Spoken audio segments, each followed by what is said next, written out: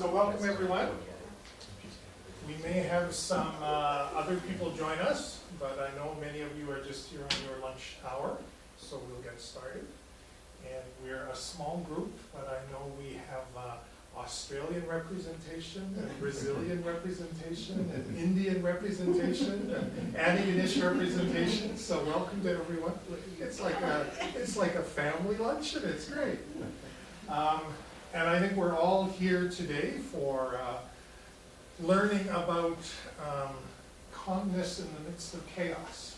And hopefully we left all the chaos behind, but if we brought any of it in with us, we have a special guest that's going to help us get rid of all that chaos that's around. Dear.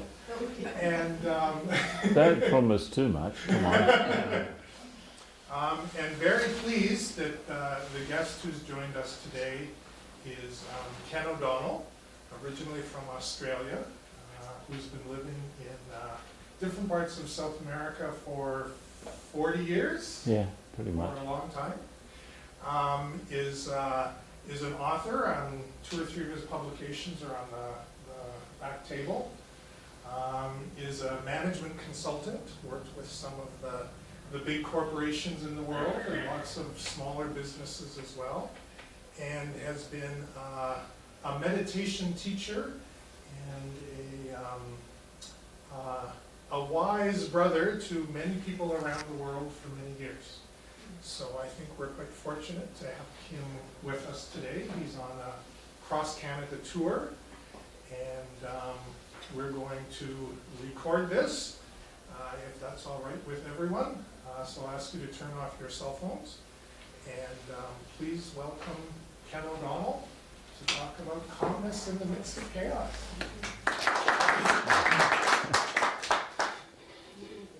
Yeah, so lovely to be here. What a lovely part of the world that you found to live in. Do you feel that? Yeah. And well, I with a bit of trepidation I talk about this topic because a few years ago I was in Santiago talking with the same sort of topic, being calm in the chaos. In the middle of the talk there was an earthquake, like 7.3 or something, and it was quite a deal of rattling for a couple of minutes, and the people just got out. Most of them got up in panic and ran out, so except for a few. I was one of the few that wanted to know how come those few didn't run out in panic. So it's, you know, it's possible to make immediate adjustments to our consciousness according to what's going on. And, you know, over my life I've been in so many different situations where I've found that it is possible to adjust. And of course wisdom is part of how long it takes you to adjust, isn't it? Like, what's the use of having a brake that starts to work 10 minutes after you've had the accident, you know? So it's good to have some sort of inner tools to sort of help us to make our way around things. And I talked with Debbie a bit about, you know, the group here and what you're trying to do, and the town. She took me on a lovely walk yesterday along the beach, and I don't know where it was. Lawrencetown. Beach. We were still in Halifax. So But it was like nice waves. There were a few surfers out, by the way. I couldn't believe it was so cold.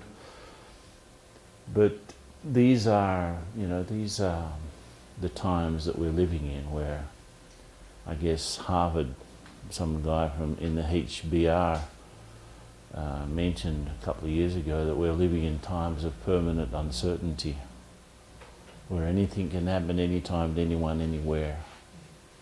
And, you know, we may be far away from all of the craziness, but still, chaos is something that we have to come to terms with, because it's any living system which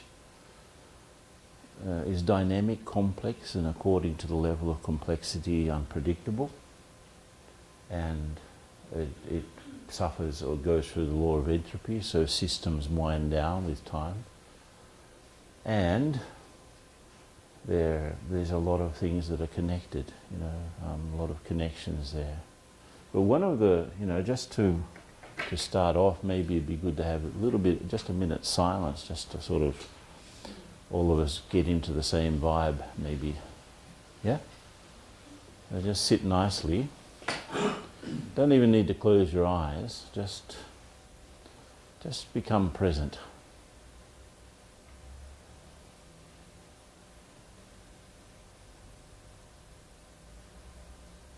The past isn't here, the future hasn't happened yet. We're not in any other place except here. So just put yourself in the center of lots of stuff that's happening around you. And in the center of a circle it's not moving, so you start to feel still. You're not jumping around in your thoughts. Actually, you start to observe what's going on and you automatically decelerate.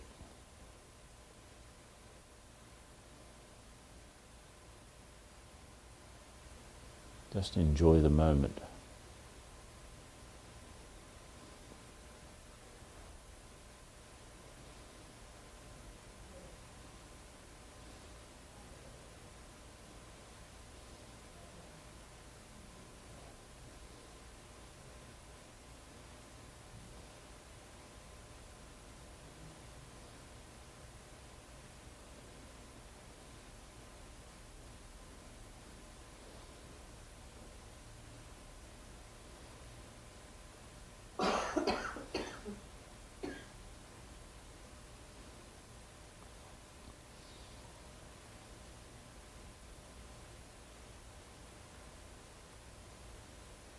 So open your eyes a little bit more.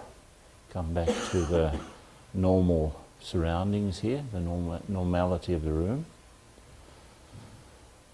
Yeah? Often we have too much going on in our minds, and that's probably the closest chaos that we have to ourselves. We actually may be living in a peaceful town like this, but doesn't guarantee that we'll be peaceful internally. And because I have to deal with, you know, all of my doubts and fears and confusions and of course the biggest weapons against any sort of confusion are two things: understanding and strength. You know, the strength to sort of to keep yourself calm. It requires power. Now, things don't just happen like this, you know, even though it looks like it. There's everything that happens in a chaotic system seems to be random, but in fact it's pretty highly ordered. Any movement in any system is due to what they call, in chaos theory, strange attractors. So let's say you're in a big city and there's a sort of a collision at a major intersection at 5 p.m. on Friday afternoon, just before a long weekend. What happens to the traffic? Banks up.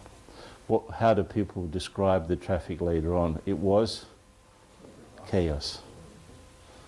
But in fact, you see, the collision, you say this is a collision and this is the traffic, or this is a major factor and this is the financial markets, pretty much the same. This is my mind and this is some great idea I just had. So what happens is that the system starts to reorganize itself according to this event, right? Now, because there are lots of things happening at the same time, like popcorn, right? We get confused because one event, next event, next event, next event, and we think, oh, you know, where did I go with my day today? You know, I started off doing something, ended up doing another 20 other things. That's how life is these days, sort of. It was a pan full of popcorn, and you don't know which ones are going to explode when. So what happens is that when you have focus, let's say, your system rearranges itself. And once I had to, I was doing some work with the governor of a state of Mexico. His name was Vicente Fox. And on the basis of his government, he postulated to become president and won. And so, because we'd been working with him in his state government, and it was on the basis of the, the work that we could show, he wanted us to help when he became president. So his first request was, can you reshape the Ministry of Education? Oh, and if you remember, he came in after 70 years of one-party rule. And so you can imagine the sorts of things that were in the ministries after 70 years of the same party. So much corruption. So many people unnecessary. They were employed because they helped. They didn't really have much to do. There were 65 departments. It was like a company with 65 business units, more or less, because they were operated like, silos. And we used this idea. We're not going to work with everyone, because their education is federalized, so even the teachers are connected with the Ministry of Education. It's not municipal or state, right? It's the whole one thing, big mess. And there were 300,000 employees in the Ministry of Education, plus 1.5 million teachers. So we worked out 4% of the population of Mexico was working in the Ministry of Education some way or the other. And we had to work just with we figured that if we work with the top 20,000, even that's a lot of people. You can imagine the chaos, the complexity. And there are lots of lessons that can help us sort of calm down. And of course, I had to prepare a team of about 100 internal consultants. So my colleague, he dealt with the political side, and I dealt with the actual implementation side. And we used a sort of a tool which is useful, and this is the thing about systems, what can work on a small level, what can work on a big level. If you look at an amoeba and a galaxy, they have lots of things in common, right? They are dynamic, complex, and so on. And they suffer entropy. So first thing we did, we helped them, and this was actually the symbol of our work there. It was called, if you have focus, right? There's these events that change systems. You could move the chair to. Focus means an event that will change something, basically. So if you focus on the few things that matter, instead of being dispersed, you start to reorganize the system. Of course, you have to identify what are the few things that matter. What are the few things, the few levers that if we pull them, the whole thing will start to work differently. And of course, you have to learn how to do that in yourself. What are the few things that I can see in myself that will make the most difference? And so that was one part. The second part was will.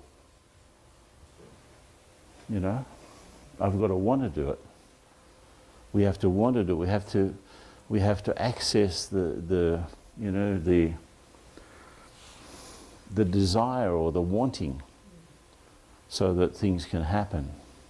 Otherwise, you've got a great idea, but everyone's just sitting on their backsides. And of course that's not enough. You have to have capacity, a capability. And so we use this as the tool so that people could do this in themselves, and then they could do that with their teams, right? And we could start a different sort of a culture around this idea. So if you have just focus and will, but you don't have you haven't built the capacity up, you've got a great exercise bicycle. A lot of pedaling, a lot of sweat, but it doesn't go anywhere. It doesn't move. And if you've got, the will to do something, you really want to do something, and you're really capable of doing it, but you don't know what, we call that the loose hose syndrome. The hose is turned on, but it's not pointed anywhere. And if you have focus and capacity or capability, but this is sort of off, then the tendency is to become, we called that the armchair critic syndrome. Someone who knows everything, sees what's to do, doesn't do anything. And the world's full of such people, actually. They're great critics, but they don't lift a finger. Yeah? So part of the focus, right? Even this was broken down, especially at a personal level, and this is probably where it concerns us. And it concerns the whole thing of what we would call self-leadership. Because I don't lead myself, I really can't lead anything else. So the three anchors which are connected to this, one is a sense of identity. Like, who am I? Or who are we as a team? Or who are we as a company or a country? What's our identity? What's our DNA? And of course, here we're talking about a more sort of internal, your internal characteristics as a human being. What do you have which is special? Now, if you ask people if they're special, they will say, "Are you special? Are you special? Is there anyone like you? Anyone else like you? No. But what is it that makes you special? And something that you can always call on when you need it. That's a little bit more obtuse, right?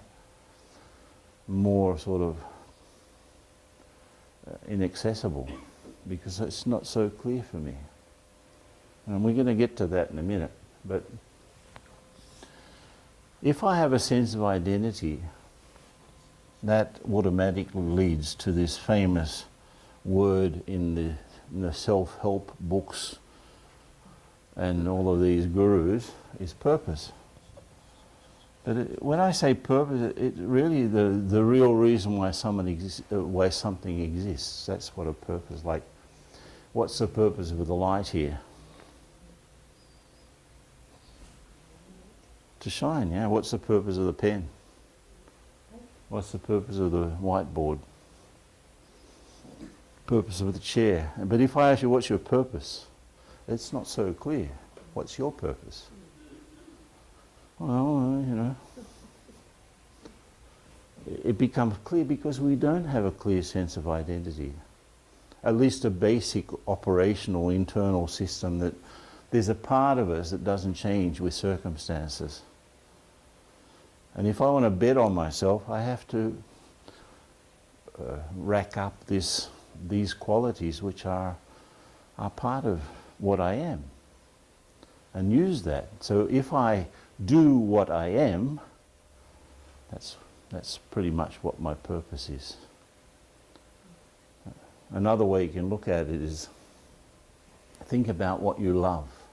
What do you love to do that's useful to the world? And what are you good at that's useful? Because we may be good at things that are, not particularly useful to others. And what does the world need from me? Specifically, if I've got those three answers, and I do that, then I'm living my purpose. What I love to do, what I'm good at doing, and what the world needs from me specifically, what I can read into, my interaction with the things around me. If I'm doing that, I'm living my purpose. And again, it's something, I'm not talking about, my purpose is to, help young people overcome drug problems. That's secondary. That's a secondary purpose. Behind that is probably, I want to serve people who have needs that are greater than mine, something like that. So something that comes out of me that helps people is probably along the lines of what purpose is. And the last one is direction, and therefore the focus, right? This is like, focus is this one. So, who am I? What do I do? Where do I go? It's not exactly rocket science, is it? But that sort of clarity helps me, especially when things start to sort of fall apart. Because I can count on these things which are deeper than the situations around me. It's like an internal platform from which I can operate. And this is also connected with meaning. I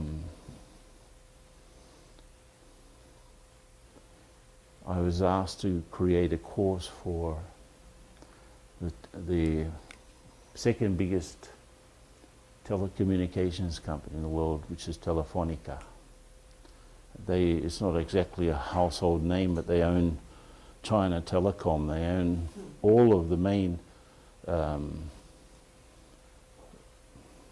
cell phone carriers in Latin America and so on. Big company. They only lose out to Vodafone. And they have 360,000 employees around the world. And so I was asked to create a course called Leading High-Performing Teams in that very sort of intense and changing technological world. And the approach that I took was, okay, you have to understand chaos. But also, because things are changing all the time, and we used another model that we used to work with in the 80s and 90s, which was this iceberg idea that you may have seen. Here you have results, right? But how do you get to results? Here you've got the planning. Have you ever seen a plan that didn't work? Have you ever participated in an unproductive meeting? No, never. So planning is that's just the surface stuff, Planning, systems, processes, technologies, let's rearrange all of these things that we can see, put the chairs in different, reorganize. Now reorganization is a really good way of, wasting time, especially if you've just rearranged the same things. You've rearranged the same people who continue to think in the same way. You haven't really changed anything. You've just reorganized things. So all the visible things are there, but underneath, let's say this is the culture, right? And this is the planning. Planning's going this direction, but culture's going that direction. What's going to happen? Icebergs follow currents or winds? Currents. So it makes sense to to work with that. And this is the same for you as an individual. It's not different. So you're making your plans and everything, but what about internal, the things that you don't see, the things that are invisible? They have much more influence than the things that you do see. And so the idea was to, work from meaning. So someone who's a leader, or even a leader of the self, or a leader of a team, a leader of an organization, a leader of a country, we would like to know what the hell it is that we're doing, right? Why am I doing what I do? Why do you get up every morning to go and do what you do? If you don't have an answer to that, you should work on it, Because I can put more power, and if I can understand more, I will see more, I will decide better. If I've got a narrow frame of reference, I won't see very much. I'll think a lot and imagine a lot, and I won't have very much confidence in what I do. But if I can see more and understand more, I can pretty much make a good decision. So meaning, and this is where it starts, and then a sense of belonging. Maybe I have to understand what my connection is with people or with myself. I have to feel that this fits, and it's really okay for me to be part of, and then I have to work on, let's say, we could call it a secure space, right? If I'm a leader of people, I have to create a space in which people can express themselves without ridicule.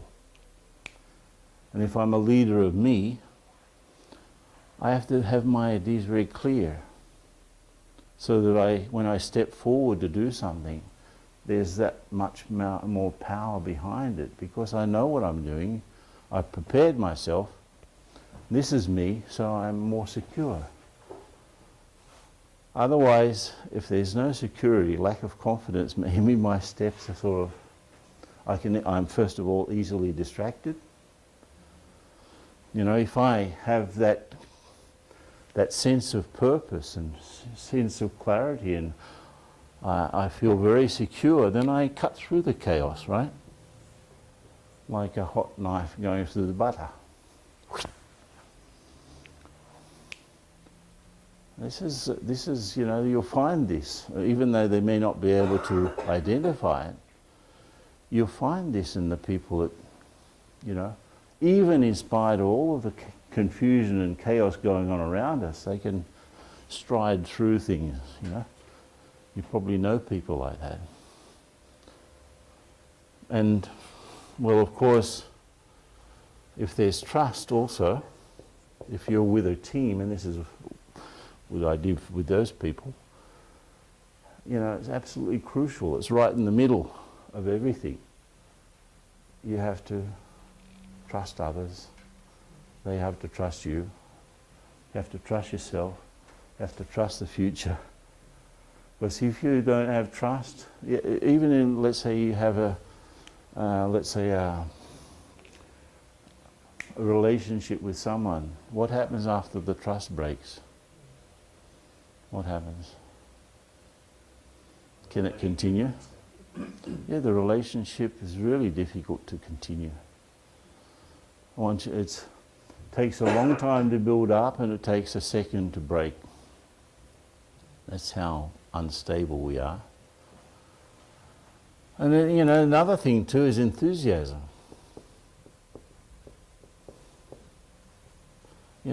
If you're going to want results, you've got to have these things. It's built from the bottom up. And it's the same with ourselves. If I want to get somewhere, I've got a project, and I'm not really sure if it's going to work. The ideas are not really clear.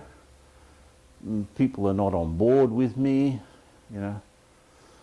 no, let's try it anyway. It's not the same thing as if you know who you are, and nothing and no one can take that away from you.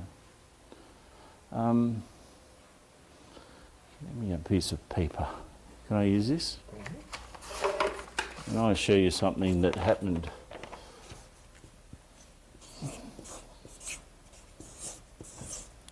I told this story last night, but I wrote a book called Human Values in the Workplace, and the HR director of the central bank picked it up in an airport, the book, and then got in touch with me and said, can you come and give a talk about your book? I said, sure, why not? So I went there to Brasilia, headquarters of the central bank, and they wanted a talk that would be televised to the whole country at the units of the central bank throughout Brazil, in the different state capitals. And as I walked into the bank, they had all of these big posters, part of a new campaign that they were going to launch, or they had launched, I don't remember. And it was all about appealing to people to be more careful when they handle money. Having a bit more care so that you don't crumple them up and you don't sort of, some of the notes that we get, especially the lower denominations, they sort of, they're really well used, especially in that part of the world. I think in the first world they don't wait for things to get as bad as they get in India, for example, the notes, right? Or in Brazil, before they, take them out of circulation. And of course, as many as they take out, they have to print. So they worked out that if people had more care, they would save so many millions of dollars in printing costs at the mint over so many years. That was the idea anyway. And it's one of those sort of, some bureaucrat had a good idea. And I mean, how are you going to tell people to use money differently, and especially in a country like that? We'll never get to the people, that sort of campaign, we'll never get to the people who, especially the ones that use smaller denominations, who are generally, who are they in a country like Brazil? Exactly the ones that won't listen or won't even have access to the advertising of the central bank, right? Anyway, I thought I'm going to use this. So that night I took a photocopy of a 100 real note, which is about $50, right? In the middle of the talk, I pulled it out of my pocket. It was a perfect photocopy, knowing that it was going to be televised, and knowing that the audience wouldn't know because I'm at a bit of a distance from them. And I offered it. Who wants $50? 100 real. And some people, I want it. And what if I did this? You still want it? What did they say? Yeah. And then I threw it on the floor and jumped on it a few times. Then I picked it up, opened it out. You still want it? It was a bit dirty now. You still want it? What did they say? And then I walked up to the camera. I ripped it in half. And then I picked out some tape, sticky tape from my pocket. Do you still want it? What did they say? Yeah? Because it's still, if you stick the two sides together, it's still valid, right? But I said to them, look, I wouldn't do this with a real note, it's a fake one. But what I wanted to show you is that no matter what I did to this, it continued to have the same value. So we are like that. I have a set of values inside me that, that don't change. I have value. And no one can take that away from me unless I allow them to. And that value is connected with my deeper innate qualities. See, in my state of rest, I'm not jumping around. If my thoughts are not so confusing and not so sort of radical or swinging from one side to the other, if I can, go back to a state of rest, that state of rest is a state of peace. It's not a state of violence and turbulence. So I have a state of non-turbulence in me. And I also have a state of turbulence which is according to the situations that happen. But most of the time we're on the surface of ourselves. And we forget what happens if someone really gets angry with you, what do you say to them? What do you say? Calm down. Take it easy. Even if I lose my head, what I say to myself, breathe deeply, calm down, right? So that voice of wanting things to calm down is natural. No one can be 24 hours a day angry. Maybe. Even the masochists, they try to use sorrow to get happy. So contentment is also in that basic state. That's why, wherever I go, I have to deal with myself. There's not a place on the planet that I can go to get away from my own thinking. So I owe it to myself to learn how to calm down. Doesn't matter what's going on. And these things help, And I'm going to show a little bit about relationships, what happens, because that's probably they say that human relationships are like minefields.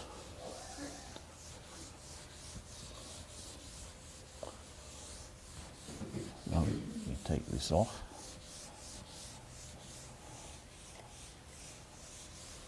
Let's say you've got two people, and you've got all of this sort of thinking going on around us, right? This is, let's say, the edge of our consciousness, and you've also got the craziness happening outside as well, right? Now, if I'm confused and the situation is also confusing, what happens when confusion meets confusion? Bigger confusion, right? They multiply. It's not an addition, it's a multiplication. The interaction is actually a multiplication rather than just me plus you, right? It's me times you. And so you've got someone, and this little dot in the middle here is that state of rest, let's say, just to make it easy to understand figuratively. And, on an individual level, right, let's say, I'm going to do it a bit, this is the edge of our consciousness. And we're mostly just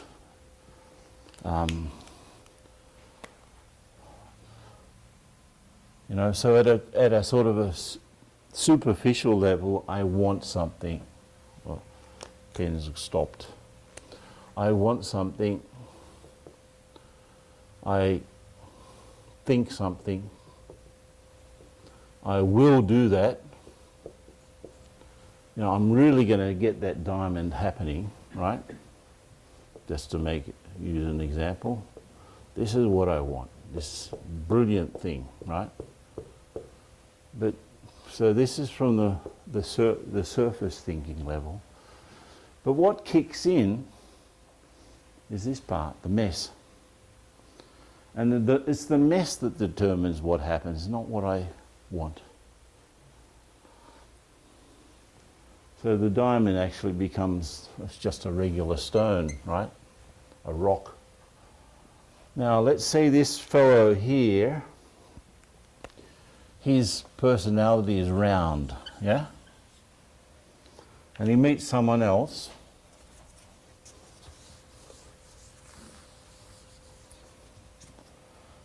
whose, you know, whose arrangement is a bit triangular, yeah?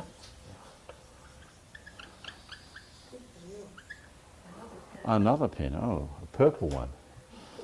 It's even better. So what you've got is this round sort of person living with a triangle sort of person, just to make it easier to understand, right?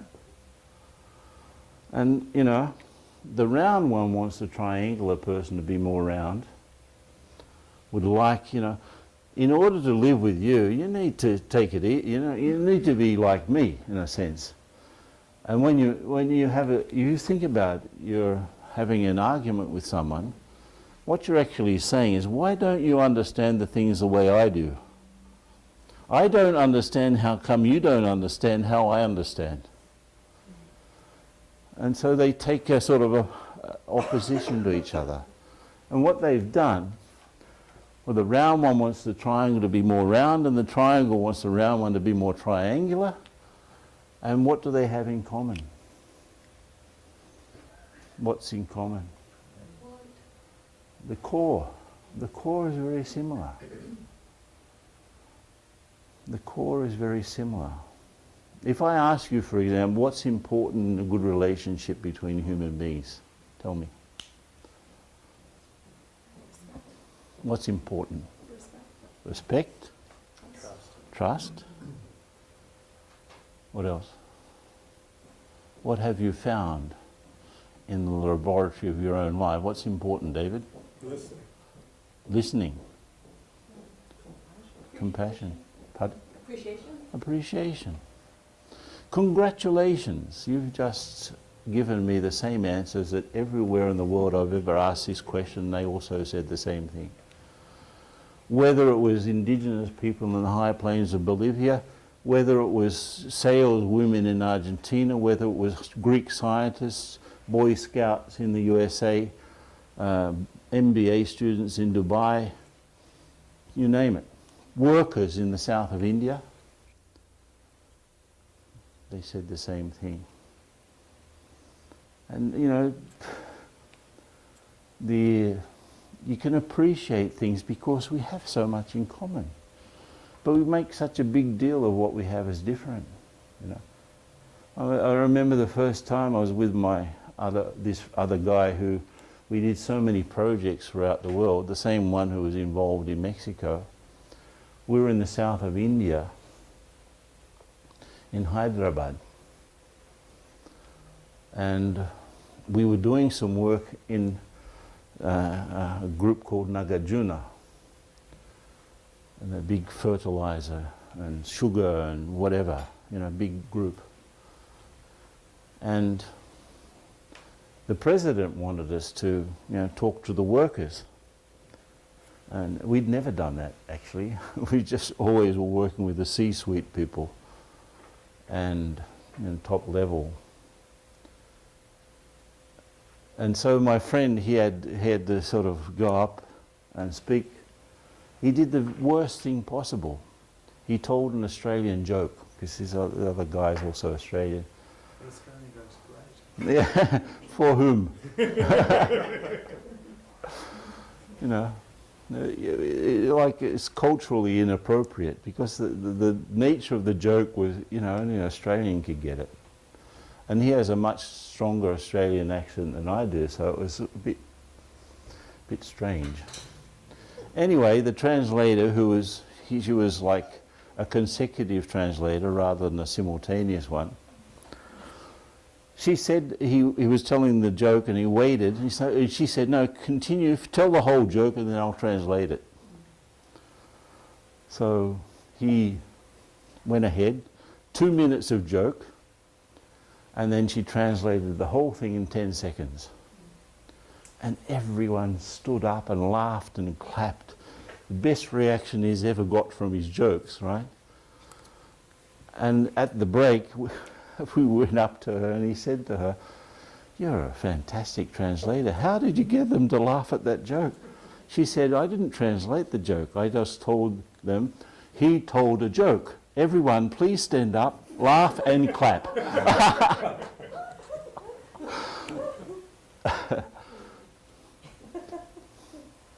And so what you appreciate there, the cutting of corners, right? Simplicity, right? Boop. You know, she obviously didn't understand the joke either. Anyway, so but you see that sort of thing, you can wow, that's pretty neat, you know. We appreciated her after that because it's okay, make it simple. You know, don't make it complicated. That's really making it really simple, right? But seeing how much we have in common with everyone. You know, if you translate a taxi driver in Kuala Lumpur and a taxi driver in Buenos Aires, when they start to swear at other drivers, or drivers swear at the taxi drivers, which is often more common, they're probably saying the same thing. You know, a mother who loses her baby in Afghanistan, a mother who loses her baby in USA, do they suffer the same? Pretty much. So suffering is similar, perception is similar, aspirations are similar. You probably won't find people who deliberately want to be sad. People want to be happy, so we've got similar aspirations. So if I can see what I have in common with people, that's actually the basis of the word. In Latin, this one, comunicare. This word means common. So if I can see what I have in common with someone, I can communicate. I can communicate. If I'm worried about the differences, there are no bridges, just walls, walls of perception. So if I am able to, you know, go back to my deeper identity and keep things simple, what am I doing here, you know? And where am I going? What are the options? Then I can, you know, navigate my way quite well through the chaos, and also keep my head. And just, you know, I'm going to show you something, and then we'll have a sort of then we can open up for discussion. Just one final thing.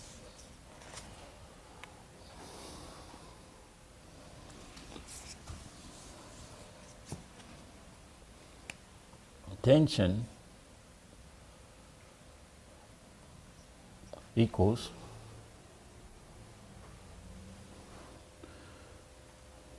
pressure, and I'm going to call this real pressure, plus unreal pressure divided by our resilience. So if you've got low resilience and high pressure, do you remember your algebra? Right? You're going to have a high tension. If you want to reduce the tension, you've got to reduce the numerator and increase the denominator. Is that right? Do you remember that from your algebra days? So how do I do that? Real pressures are like things that I have to do whether I like it or not. Pressures from the government, paying taxes, you know, paying the rent, paying the mortgage, paying off the car. You know, if you've got some personal situation. Let's say you've got a child with some disability. You gotta handle it, right? They can't turn to anyone else if you're the parent. So you've got to accept these ones. Acceptance and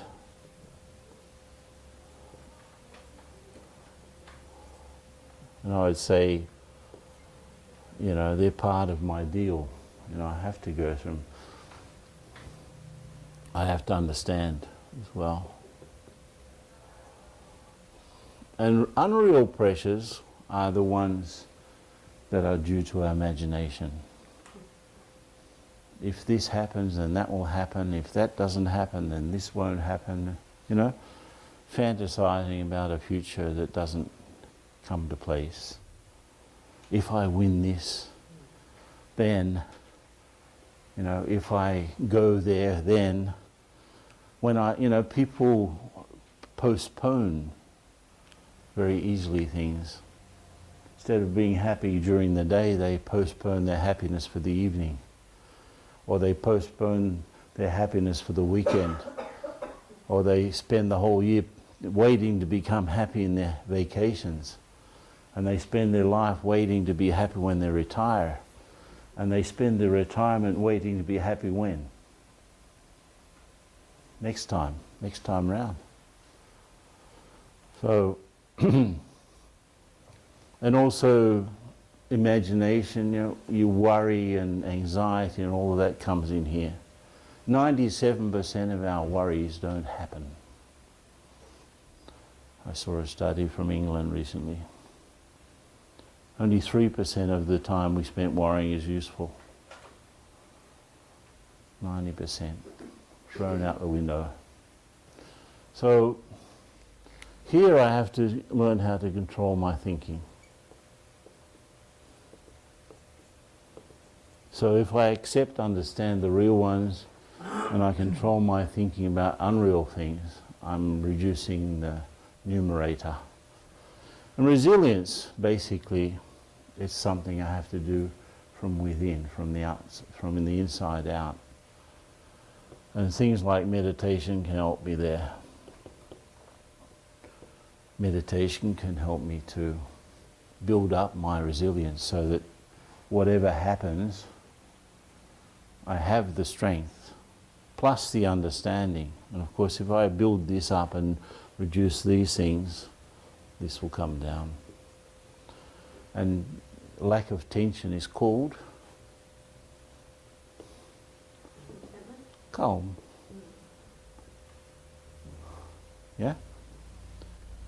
It's like these things go up and down, therefore the tension goes up and down. This rapidly becomes, when it's built up, it becomes what we call stress. Yeah. And even in a town like this, people can be stressed. Is that right? Not at all. So, I mean, it's a simple formula, but it's more difficult to apply. But you can make a list of your real pressures and be aware of your unreal ones, because often we don't, sort them out. We think it's real. He's really going to take my job. They're laying off people all around the place, and my boss is not looking me in the eye anymore, so I'm the next one whose head will roll. You can build up that sort of imagination, right, very easily. According to the situation, if you don't have this, maybe you do roll, So if you don't have a sense of identity, who am I? What's my real value? Yeah, that nothing can take away from me unless I allow it to happen. And if, let's say, if my real deeper nature is peaceful and content, what does a peaceful and content person do? He just peacefuls and contents along, right? Where does he go? What are the decisions he he won't make a decision to deliberately become sad. He will have the clarity to say, no, this is just going to be a dead end. I'm not going that way. I'm not going to waste time on that because it's not going to lead anywhere. This is the one. Or these are the few things that make the difference. And it becomes clear. But if those options are juggling with thousands of other thoughts and the clutter that's normally there in the mind, it won't stand out so much as being an option, even though it is. So you got it? I mean, it takes a while, but... So any questions, first of all? Any questions or comments?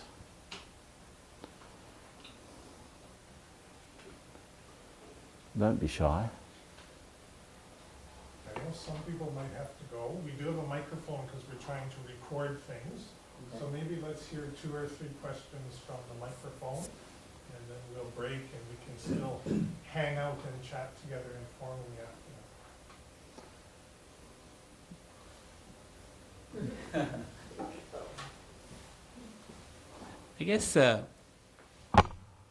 one of the dilemmas that we face to some or large extent is focus on oneself or focus on the society. And it's a false dichotomy in some ways. And yet, many of us who think that we are part of the society and have to make that society more livable for all of us, as opposed to focus on myself. And how does this play out? In other words, I believe you're being part of Brahmakumari thought. How does that play out in your own thinking in this? I got you, yeah. In fact, serving others and serving yourself are chicken and egg. Which starts first. You just can't go on and on and on without replenishing your own batteries, basically. So you need to recharge yourself and then charge others. Recharge, charge, recharge, charge. You just can't go charging. You'll become exhausted. And I worked with, I had a program called Values in Organizations. It was a full-fledged program. And we had a partnership with an institute called Instituto Ethos, which is like the main social responsibility organization in Brazil, which agglomerates, 300 of the top companies and so on. And it's true that a lot of the social responsibility stuff is like a bandwagon that, people, it's good for their marketing to say that they're doing stuff, but I mean, let's face it, the business of business is to make money, not to save society, even though they say that they do. But anyway, I was working with, I trained, we had an agreement with this institute that they would work values into the organizations because they figured, and it's true, if you don't respect yourself, you won't respect nature, for example. Why would you respect nature if you don't even respect your own body? And there's a lot of studies that show that relationship. But the group that came were the best in the country, the best that, from the different universities, the people that are really making a lot of effort to help society and to help people, especially in this case, to help big companies become more socially and environmentally responsible. And you know what? They were just as tired as the depredators. They were just as tired. They had the same amount of emails and messages and WhatsApp and you name it, as the people that are absolutely unconcerned with the state of the world. They were just as tired, they were just as exhausted, you know. And I told them, look, you want to help the world, learn to energize yourself so that you can really help. Even when things are falling apart, you can stay standing. But if you don't have inner strength and resilience and things are falling apart, you will also fall apart. And it does take time. It is a dilemma, definitely, because our will is, when we see so many problems around us, let's help here, let's help here, let's help here, you know. But what am I doing to create the strength to be able to do that? That's the main thing. So, chicken and egg, you know. I guess if you wanted to be, you know, correct, let's just say we start with the egg and then the chicken, right? So the egg in this case is my internal state, and the chicken is what comes from that. But if you have nothing to grow from, you don't have a seed, you won't have a tree, basically. If the seed is hollow, it won't grow. And you know, the greatest strength comes from being authentic. You know, I was very much involved in that huge conference called Echo 92, and then Rio Plus 20 as well, 20 years later in 2012. Even in 92, way back then, we were organizing programs all around Brazil because, you know, we had great contacts and so on. But I remember it was so classic. We were talking about urban pollution, right? And we invited a guy from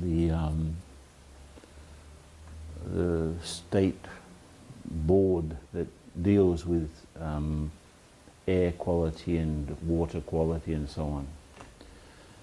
And this guy, his designation on his business card was engineer responsible for the control of atmospheric pollution. That was his business card. Engineer responsible for the control of atmospheric pollution. That was his job.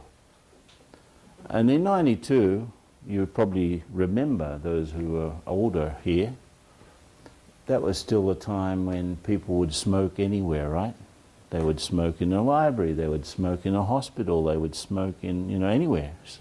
So, you know, the guy, engineer responsible for the control of atmospheric pollution. We sit in the room about, you know, we were arranging, because it was going to be a panel. There were 4 panelists, and we were in that sort of side room to the stage where we would, okay, the panel's going to be like this, you're going to talk for so long, and you're going to talk for so long, let's sort it out, who's going to talk first, the mediator would be this person, and so on. First thing the guy does, what do you think? He just lights up a foul-smelling cigarette. And the other panelist said, wait a minute, we're in a small room. Aren't you the person who's in charge of the control of the atmospheric pollution of a huge city like Sao Paulo, and you can't even, keep the air of one room clean? So authenticity comes from being, true to yourself. To be true to yourself, you have to have that sort of a clarity, Like these are like 3 balls on a billiard table, and you've got to hit the 3 of them with one shot, boom. So if one ball's that way, and one ball's the other way, and one ball's over the other side, you won't be able to do it unless you're an expert in trigonometry and angles, right? You won't do it. So that sort of clarity comes from knowing yourself, and knowing what you have to do, and knowing where you have to go. Then you'll really be able to put the cue behind the 8 ball, to use the same analogy. You'll be able to achieve much more. than if you're permanently exhausted because of excessive emails and travelling and stuff. Is that right? We need to learn how to replenish ourselves. Here. Okay, any other question? I have a question. Okay. When you described the power of culture, I was thinking about society now and this sense of fear being the culture, that Yeah. it's embedded within it. And I bump up against it all the time, and my core actually feels like go hide out. Just go hide out, because there's so much fear around. It's more powerful than anything that I can contribute at this time. And I get this feeling of powerlessness. Yeah, I mean... Want to know what kind of internal... No, definitely, using that iceberg analogy, fear is definitely a paralyzer. You know, no matter how great the plans and how fantastic the plans and the projects are, fear will paralyze them. Because people won't want to, you know, they're, what's that expression? It's better off with the devil you know than the saint you don't. You know, you're better off with the bad things you know about rather than good things which are sort of, you know, improbable. And I think, you know, it's like, what do you say? There's that story of the forest fire and the hummingbirds. You know that one? There's a big forest fire, and you know, all of the animals had rushed to the other side of the river. Somehow they made it across, and they're sort of watching their home getting burnt down. And there was a hummingbird sort of dipping in the water, filling up a tiny beak and sort of pouring water onto the fire. And of course the other animals just laughed. You think that's going to make any difference, what you're doing? And the hummingbird said, at least I'm doing something. What are you guys doing? So it's like, you know, if I really know my own worth as a human being, that gives me faith in the rest of humanity, because we're not so different. And one or the other I'll find who you know, is touched by this sort of understanding and message, and that one rare person will help another 100, and those 100 will help another. You know, I've got no recipe. I remember once I was asked to do a work in the biggest tobacco company in I guess it was Philip Morris. You know, probably one of the biggest in the world.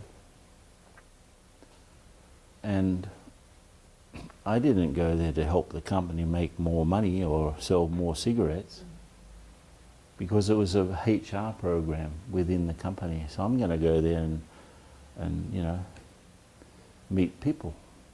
Maybe I can convince some of them to leave the company. Of course, I didn't tell that to the HR person, right?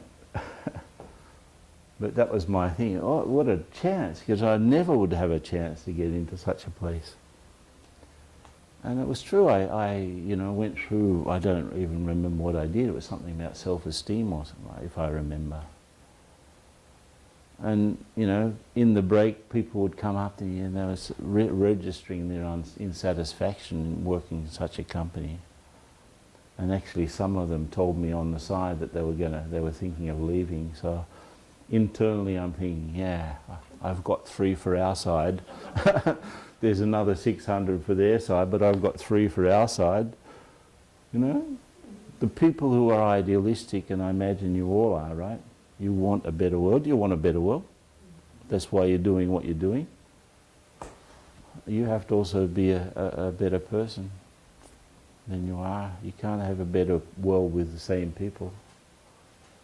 So if you can inspire people through your own transformation, or your own change, and your own example, that speaks more powerfully than thousands of books.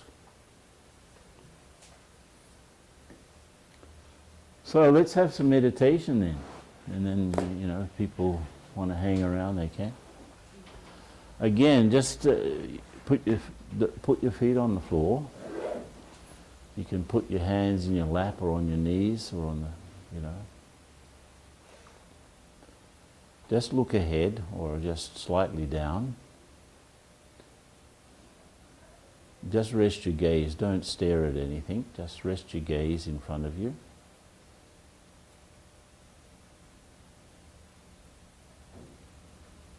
Become aware of the moment.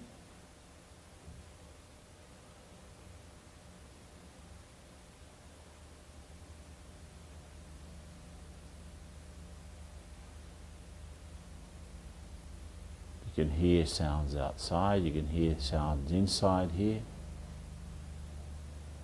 You're aware of the temperature. You can see colours and forms.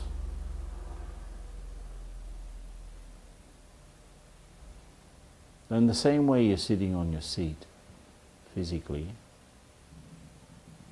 just imagine a subtle seat behind your eyes.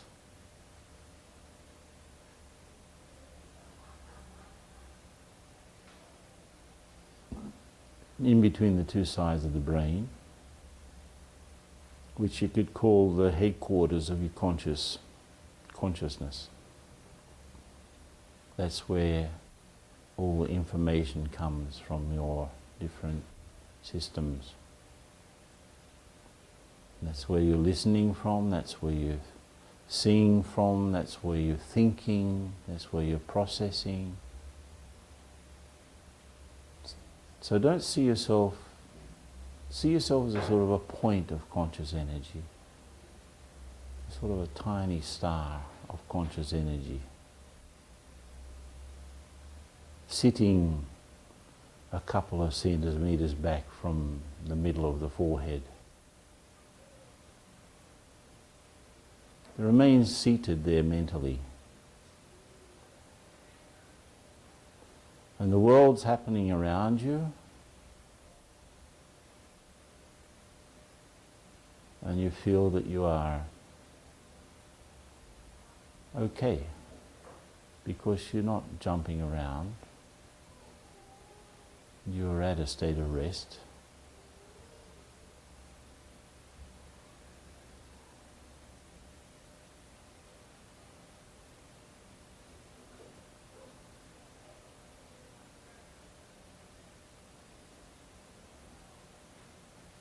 If other thoughts come up, just watch them come and go.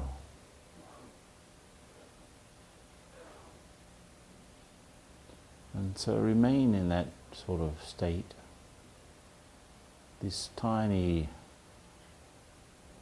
point of spiritual conscious energy.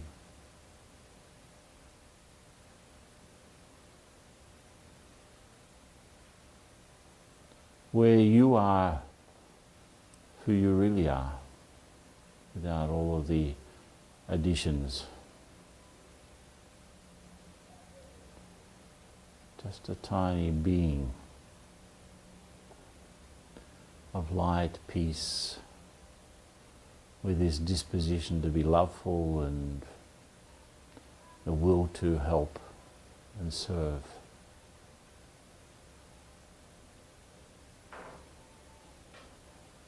The personality and the information of our lives is external to this. But this is the deep inner me. And in this state I actually can first of all I'm recharging myself. It's as if I'm connecting up with a sort of a spiritual sun, which is energizing me.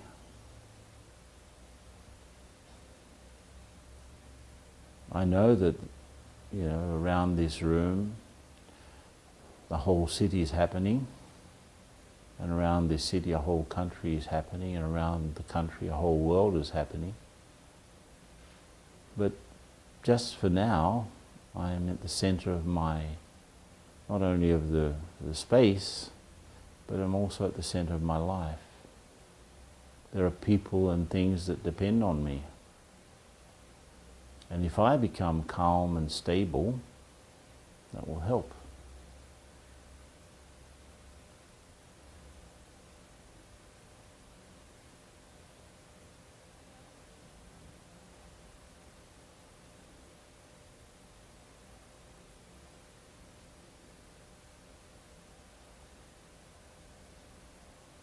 So see your deeper self like that.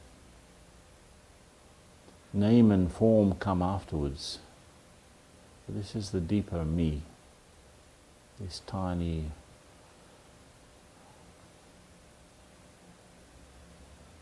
point-like energy.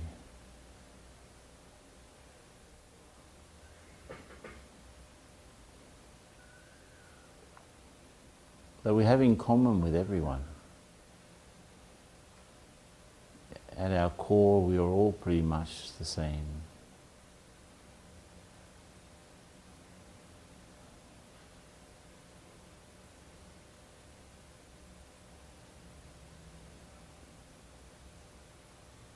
So open your eyes and try to keep this consciousness with your eyes open. Keep this awareness with your eyes more open.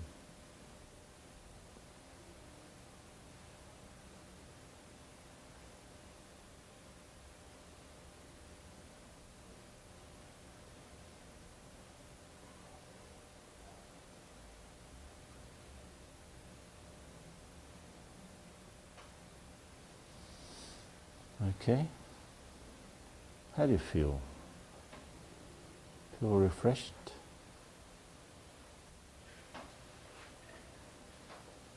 So imagine if you started every day like that.